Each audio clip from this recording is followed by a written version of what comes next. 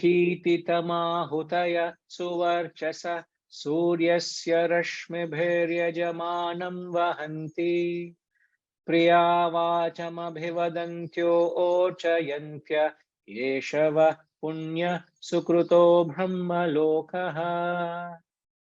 Ye hiti tamahutaya suvarchasa suryasya rashmibhiryajamanam vahanti priyavacham abhivadantyo orchayantya yeshava punya sukruto brahma lokaha. So here he says brahma lokaha. As I mentioned in the previous verse, the mantra Indra loka, they're all realms of heavenly experiences. So here he says yehi, come, come. Thus the brilliant oblations invite and carry the sacrifice along the rays of the sun, eulogizing him with the pleasing words of praise. Who is the, I think the word is a spelling error. Carry the sacrificer, not the sacrifice. Please make that change into a R. Sacrificer. The sacrificer is known as Yajamanam. The Yajamanam is the performer, the sacrificer. This is your well-earned holy world of Brahma. Brahma Loka. Brilliant oblations.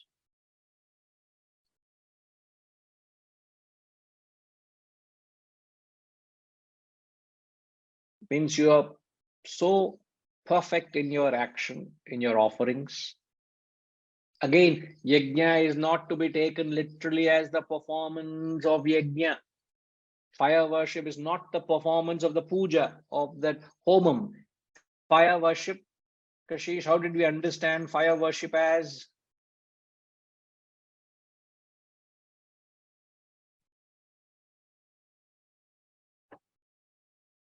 Guruji, fire worship would be like placing the grains, like your actions, your vasanas, and getting the fires and the blessings in return. But what is the kund? The kund is any field of activity, so it wouldn't, not physically a fire puja, it could be in anywhere. So any action that is done to a particular end, so that that end gets nourished, and what you're doing to nourish it, you are sacrificing your actions, your talents, your vasanas, right? Yes. Perfect. So when the sacrificer, so these actions of sacrifice has to be done brilliant oblations. You don't do it half-hearted. You give yourself to it. If I'm teaching yoga, Shivaji, as if there's no tomorrow. This is that I'll die with this. This is my last thing. If I'm teaching this knowledge to you, tomorrow, there's no tomorrow for me. This is my last opportunity to connect with my students. Imagine if this is the last opportunity. After this, let's say I'm losing my voice. I'm gone. I can't speak anymore. Or I'm going to die. This is going to be the end. How would I perform this? You do it with great care. You do it with such bhavana, such devotion, such sacrifice. So, such brilliant oblations.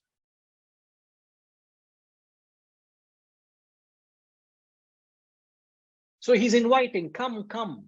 These brilliant oblations carry the sacrificer along the rays of the sun. Again, the same language.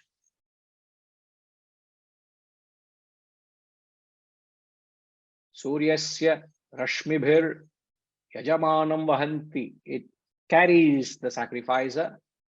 Priyam vacham. The pleasing words of praise. Means as he is performing those sacrificial actions, the pleasing words of praise leads you to the virtuous worlds of Brahma. What it means is you will also en route enjoy the journey. Forget the destination. The destination is Maja because it's Brahmaloka, no? I said Brahmaloka is what? Huh? Vijayji, how did I say Brahmaloka is? What is Brahmaloka? Okay. The best of my conceptualizing capability is nothing. No, you don't philosophize, sir. I'm very sorry. No, I'm because asking how did we an define? attribute to Brahmaloka? Can we, Guruji? Sir? Do we have attributes to Brahmaloka? Yeah, we have to describe the attribute. Okay, what is Narakaloka? What have you grown up understanding Narakaloka as? Pain, I mean. Extreme form of pain. Correct. And have you not seen over the years growing up visually in movies or documentaries or picturization of what is Narakam? Narakam is hell. What is hell? Imagine you married to 4 wives. Sorry, what I mean is, I know that can't, I'm not, I'm sorry, it's just by slip of tongue. Please forgive me for that, Imagine, pardon me, no, I'm very sorry. I shouldn't, UK, I shouldn't be telling all these things, isn't it? Apashakanam, idella. That's why I said I will lose my tongue. I can't talk, People will say, this is how you talk, what all you talk. In the Upanishad class. A Narakam is what? You are subjected to pain and agony and sorrow. And they say you will be roasted and toasted. You will be deep fried in oil. You will be sleeping in a bed of nails or thorns. You will be tied through with a barbed wire. This kind of subjected through pain and torture. Physical or mental? Physical and mental. So Narkaloka you have visualized. Now, what is Indraloka, or Brahmaloka, or heavenly experiences? Various degrees of absolute bliss. Various degrees of joy or bliss or happiness that you can relate to from a worldly angle. You can be having an ice cream. It can be an ordinary. Okay, what is it? What ice cream? As we were kids, we used to get that ice fruit. Ice fruit or this vanilla square stick, What is? Now all memories are coming back. And if you go back a little further, it is just ground ice with a little bit of essence thrown over it. Correct. It doesn't have any milk at all. They never used to have milk. They never use milk. Even now, in fact, sir, you go to Malaysia. What is that, Sinha? What do you call?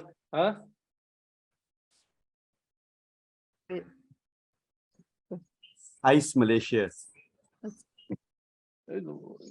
Malaysia itself is called ice, is it? Now, what is that called? Those Malaysia, they don't have anything, Guruji. They all import. Even language is imported. No, but what do you call that? The dish where it's crushed ice. You put ice kacang. Ice kacang, correct. So there's this. You get that. I've seen. Not that I relished or had much there during my stay there, but ice kacang is there, kind of a localized ice cream. Can we say? I don't know if I'm not wrong. You can, isn't it? So what? You just crushed ice and they put beans and sugar syrup and all kinds of things just to add to it. So those were the first thing. So vis-a-vis, you have the best brand of ice cream that's available in the market today. Harish, by your opinion, what is the best brand of ice cream, Harish? Have you had ice kacang in Malaysia? Yes, Guruji, I have. You have, no? Okay, so you can relate to what ice kacang means. Yes. Kacang means peanuts. So Yes. some of you have already tasted kacang, thanks to Ushama, which was transported. So the kacang they'll put on ice cream. Okay, what sort of combination? When I first saw it, I said, what sort of a combination?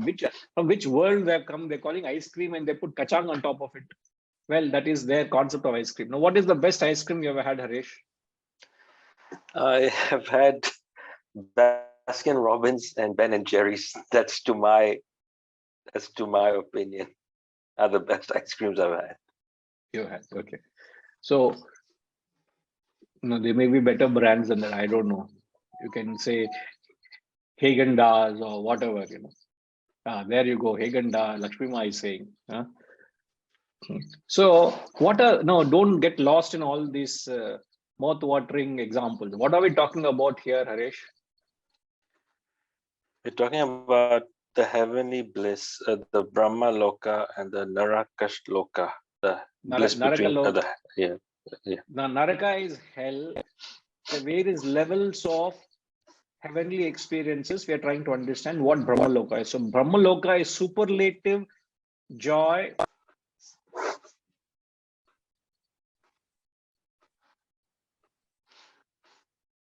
You experience. So not only is the destination yours going to be, even the journey towards it will be very, very pleasant. It means your life is very comfortable. There is no anxiety. There is no worry. There is no insecurity. There is no emotional disturbance. There is no physical problem. Today, you may have physical problem. You may have emotional problem. You may have a relationship problem. You may have intellectual problem. You have problem with your business partners. You have problem with your neighbors. You have problem with your health. You'll have problem. What is that, Rajima? If you have all these problems in part or in whole, what do you call that? Lower than Indraloka, Guruji. Narakaloka, Indraloka. Don't talk of Narakaloka. But you said part, no, Guruji. No, you are going through pain in some form. The pain may come through your husband. What I mean is, I didn't mean again there. Don't people mistake me all the time. The pain may come through any form. That's what I meant, The nagging can come from any form. The agitation can come in any form. That is Narakaloka. Don't call the person as Asura. Don't call that. You may independently call that, but don't have to. Rakshasa, Asura, those will be the familiar terms which are floating all the time. But if philosophic also you understand. So here you see. So when you perform such actions, elegizing the sun, praising the words, pleasing words of praise means you're performing, means you do that sacrifice with joy. Pleasing words of praise means when you give, you don't curse them and give. There are people who give and say, every morning, you fellows, when beggars come, first thing in the morning, you find beggars come at doorsteps. Now, you don't find that often here. At traffic lights, you find beggars, nowadays they come, they start tapping at your window, at your driver's side window. They keep asking you. Every time you see them, you say, you fellows have nothing else to do all the time, begging. I think you sense these fellows. When you look at a beggar, are you cursing them? When people come at the doorstep first thing in the morning, do you curse them and say, you fellow, first thing in the morning, I have to see your face, get off, man. Come later in the day. If there's anything left, we'll give you that. I've seen people cursing them. Or if anybody knocks at your door, can you be of a support to us? These fellows, every time they're only asking money from us. Are you looking at it as an opportunity to serve them? Or are you giving out of grudge? Are you giving out of compulsion? Or are you giving give something and let go of this fellow. That kind of an attitude. No. If you do that, you're not giving. But here you are singing pleasing words of praise. Abhivadantya acharyanta, eulogizing and praising. And such actions, this is your well-earned holy world, the virtuous worlds. Punya, Sukruta, Brahmalokaha. The three beautiful words. Sukruta, well-earned. Punya, virtuous. Brahmaloka is the world of